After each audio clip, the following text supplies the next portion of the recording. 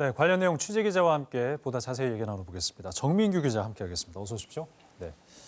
자, 이렇게 시중에 유통되는 수도 계량기에서 기준치 이상의 납승분이 검출된 건데 얼마나 검출됐다는 겁니까? 네, 부산시 상수도 사업본부에서 수도 계량기를 대상으로 납성분을 한번 조사를 해봤습니다.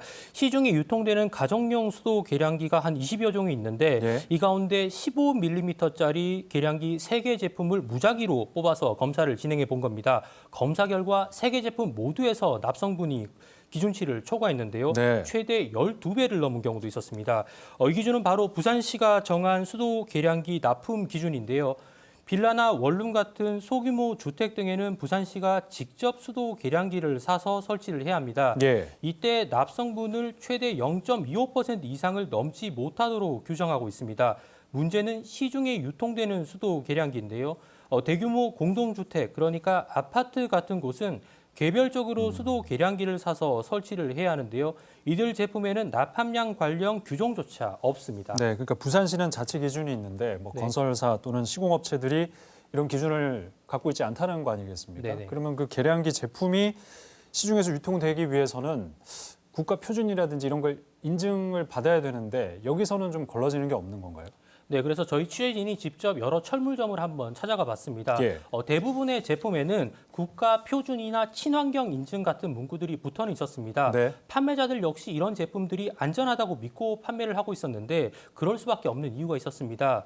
무엇을 검사하는지가 달랐던 건데요. 국가 표준이나 친환경 인증 절차는 앞서 보신 것처럼 물 자체에 대한 검사만을 의미합니다. 계량기에서 흘러보낸 물 속에 납성분이 리터당 0.01 마이크로그램 이하면 된다는 겁니다.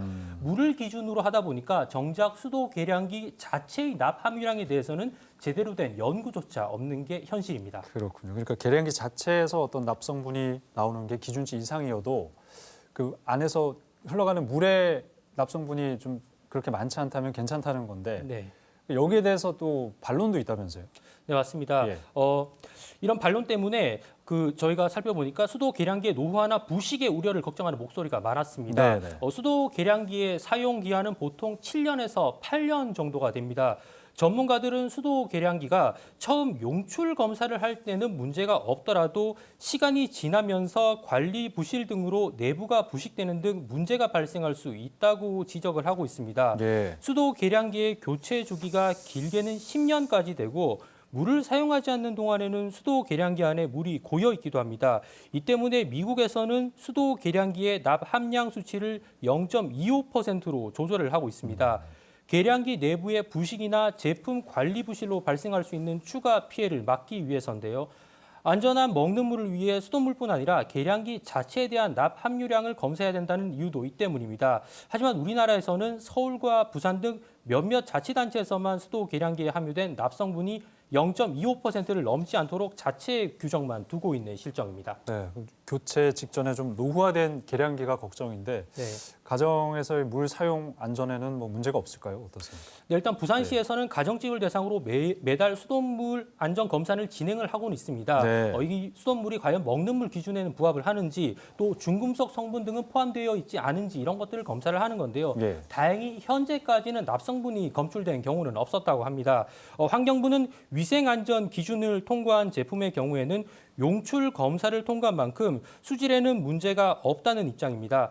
하지만 개선이 필요하다는 데는 환경부도 동의를 했는데요.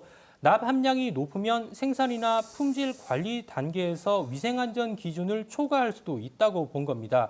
이러한 문제가 발생하지 않게 납 함량이 높은 주물 사용을 제한해야 한다는 등의 방안을 검토 중이라고도 덧붙였습니다. 하지만 환경부의 이 답변, 이번이 처음이 아닌데요.